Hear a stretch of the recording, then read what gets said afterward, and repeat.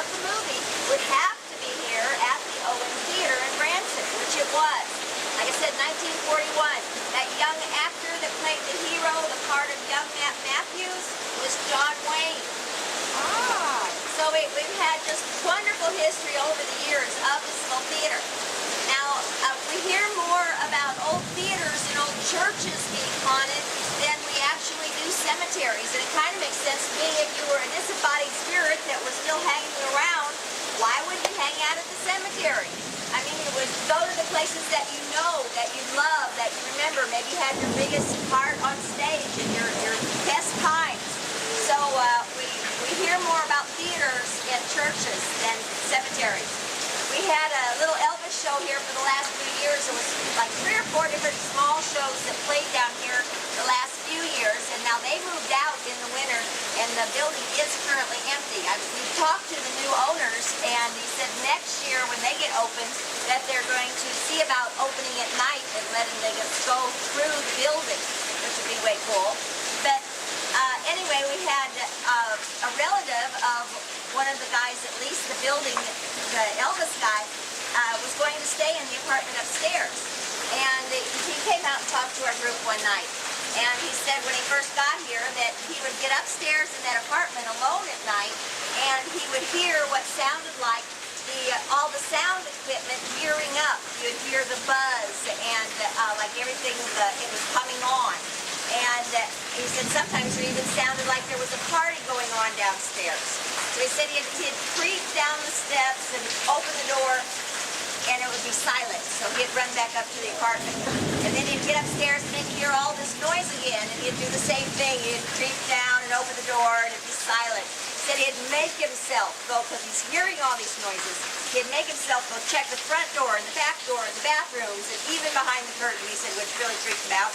And never found any body, any live person in the theater that would accompany all the noises that he was hearing. But he stayed in the apartment about a month and moved out. Couldn't handle it. And so the apartment upstairs had been empty for years too. And I think these guys moved out officially in about February and moved across the street. And so we'll see what happens when the new owners get here. But I love the old Owen Theater. I've got a picture here of an orb right on the front awning. I'd love to have a picture of the lady in white.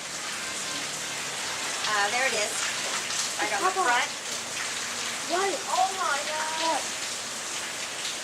And we also want to help you rule out, that was on Halloween. Yes, the orbs, the light, like energy circles, this one right here. And what I recommend, and the brain's going to let up, is take 3 pictures in a row.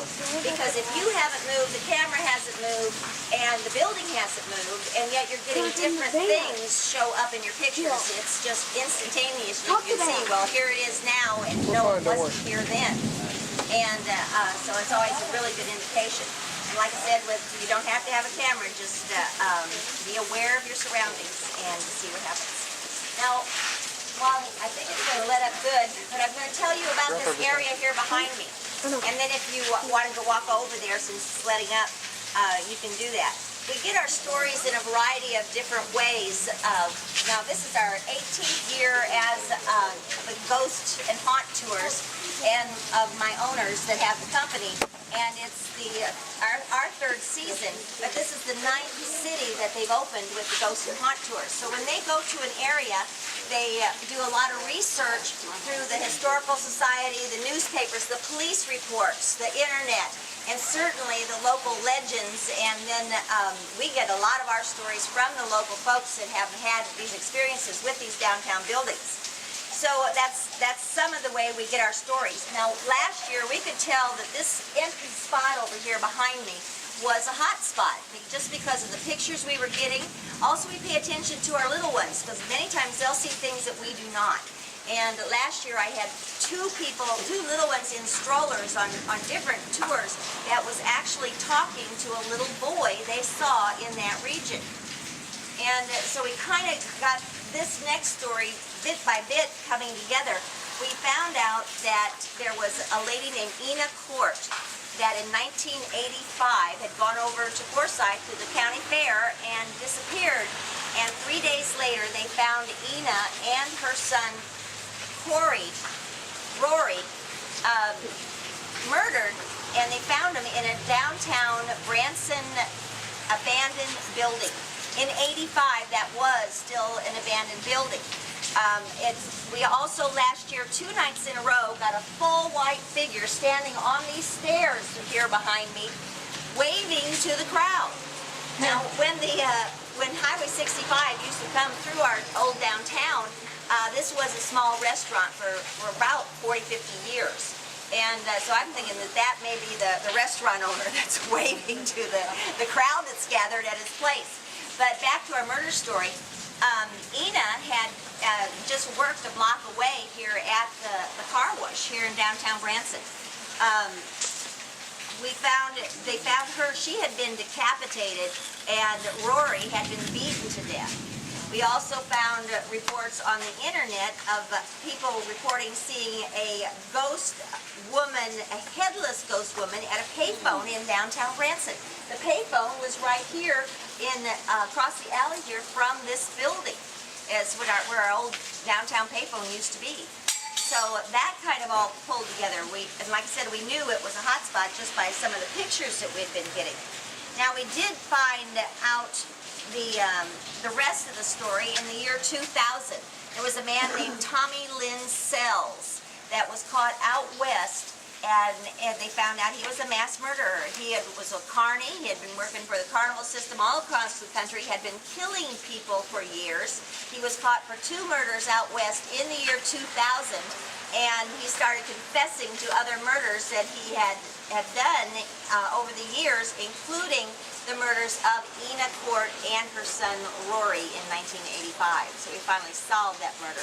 We've also had police reports on this, hearing a woman screaming down in this area over the years. They've never found anybody down here, but people have reported, I hear a woman screaming, and they come here and there's nothing to find. But it may be a ghost scream. Here's a picture of this area. Like I said, it's usually a hot spot. A lot of times, too, our cameras will go blank over here. That's just our electronics. People will have full battery when they start out. You can see this has just got a lot of different orbs. And actually, we've had trouble with our cameras over in that spot for the last several nights. So I think it's lit up enough that if you want to come out of here and go on over there, there is a concrete footings and such that's still rough, so please watch your step over there. But we'll give you a chance to take some pictures over there, and then we're going to head down this alley under our next awning. Huh? It's full? Yep, right, halfway full. It just said replace battery. Oh, dang, that was cool. I want to videotape some. I like videotaping. Sorry.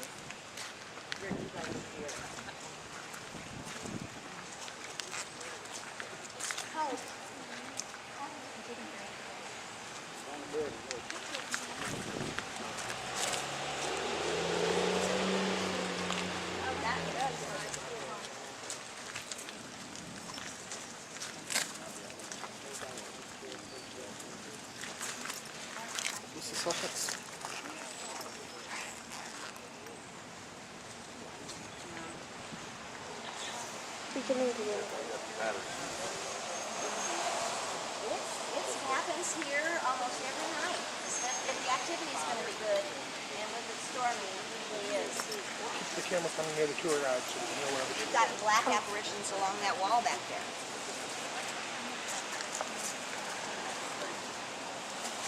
With the moisture in the air and the raindrops, you will have things showing up in your picture that you may think is paranormal. Let me show you a picture here that will kind of give you an example of 3 different things. We've got, it's the front of the theater. There is a reflection of a flash in the front window. There's a light on inside the building. Then there's 2 tiny little orbs on the front of the building. So you can kind of see the difference in those. There's the reflection of the flash, light on inside. And there's the orbs right there where the arrows are. Flash, light on, and orbs. The flash and the light on, and there's the little orbs.